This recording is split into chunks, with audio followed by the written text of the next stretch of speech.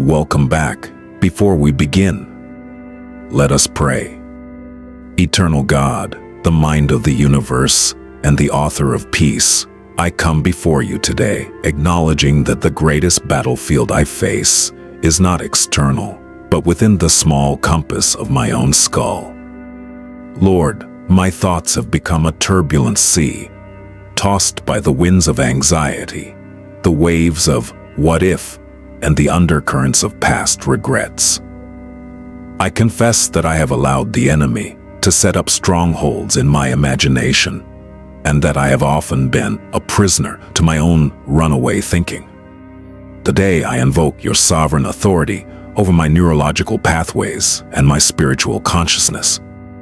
I ask that you would cast down every high thing that exalts itself against the knowledge of God.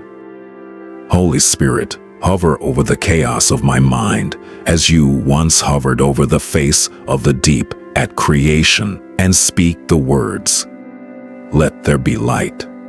Order my thoughts according to your truth, and grant me the grace to take every wandering thought captive to the obedience of Christ. In the stabilizing, tranquil, and authoritative name of Jesus Christ, I pray. Amen. To gain control over your mind, you must first understand its theological significance. Your mind is the command center of your spiritual life. The Bible tells us in Proverbs 23:7, "For as he thinketh in his heart, so is he." This means your life moves in the direction of your most dominant thoughts. Your mind is not a passive observer, it is a creative engine. If you dwell on fear, you will produce a life of paralysis. If you dwell on the Word, you will produce a life of power. The Apostle Paul instructs us in Romans 12:2 to be transformed by the renewing of your mind. Notice that transformation does not start with your behavior, but with your thinking. You cannot live a positive life with a negative mind. To gain control is to realize that you are the gatekeeper of your consciousness. You have the God-given right to refuse entry to any thought that does not align with the character of God. Lord, help us to realize the weight of our thoughts. Teach us to guard our minds with more diligence than we guard our physical homes, knowing that out of the mind flow the issues of life. The modern world is an onslaught of information, much of it designed to trigger our fight or flight response. To find peace, we must become intentional about our mental diet. We cannot meditate on the 24-hour news cycle and the opinions of critics and expect to have the peace that passes understanding. In Philippians 4:8, we are given a divine filtering system. We are told to think on things that are true, honest, just, pure, lovely, and of good report. This is not toxic positivity, it is spiritual hygiene. When we allow our minds to be a trash heap for the world's anxieties, we lose our internal equilibrium. Gaining control requires the discipline of the selective no. It means turning off the noise so that we can hear the whisper of the Spirit. Peace is not the absence of external noise. It is the presence of an internal anchor. Heavenly Father, give us the courage to unplug from the chaos. Help us to filter our input through the lens of your Word, ensuring that our mental fortress remains unbreached by the spirit of this world. Many of us struggle because we are trapped in neural ruts, patterns of thinking that have been carved into our brains over years of repetition. These are what the Bible calls strongholds. A stronghold is a lie that we have believed for so long that it feels like a truth. It might be the thought that I am a failure, I will never be healthy, or something bad is about to happen. To gain control, we must use the weapons of our warfare, which are not carnal, but mighty through God to the pulling down of these strongholds. This involves corrective thinking, replacing the old lie with the new truth. When the mind says, "I am alone," the spirit must answer with, "I will never leave you nor forsake you." This is not a one-time event, but a daily rewiring of our internal narrative. Lord, identify the ruts in our thinking today. Use the sword of the Spirit to cut through the lies we have inherited or invented. Let your truth be the new default setting of our minds. Let's intercede for the anxious and overwhelmed. Lord Jesus, I lift up the one whose mind feels like a pressure cooker right now. For the one who wakes up at 3 a.m. with a racing heart and a mind filled with dread. Father, I speak a divine stillness over their central nervous system. I pray that the Prince of Peace would walk through the corridors of their subconscious and quiet the screaming voices of worry. I break the power of the spirit of heaviness that makes even simple decisions feel like impossible mountains. I ask for a holy sedation of their anxieties. Let them feel your hand upon their brow, cooling the fever of their thoughts. I pray that they would experience a supernatural mental rest, the kind of rest that comes from knowing that you are in control so they don't have to be. Lord, be the anchor for the one whose mind is drifting in a storm. Bring them safely to the shores of your tranquility. Much of our mental turmoil comes from living in the imaginary future, worry, or the unchangeable past, regret. Neither of these spaces actually exists. For the only place where God's grace is active is in the present moment. When Jesus taught us to pray for daily bread, he was teaching us a mental discipline to focus on today's grace for today's needs. To find peace, we must learn to reel our wandering minds back from the what-ifs and anchor them in the I am. God is not in your imagined catastrophes of next year. He is with you in the breath you are taking right now. Gaining control of the mind involves the practice of the presence, acknowledging that God is here. He is for us, and He is enough for this hour.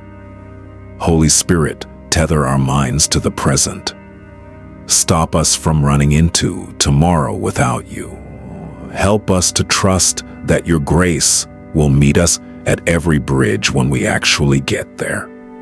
There is a profound difference between listening to yourself and talking to yourself.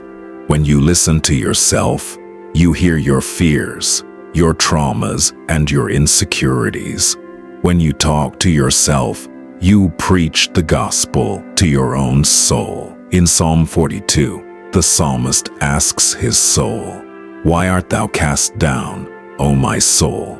And why art thou disquieted in me? Hope thou in God." He was taking control of his mind by commanding his emotions to align with his faith. To gain mental control, you must learn to interrupt your own thoughts with the Word of God. Do not allow your mind to have the last word. Let God's Word be the final authority. This is active governance of the soul. Lord, teach us to speak to our souls with authority.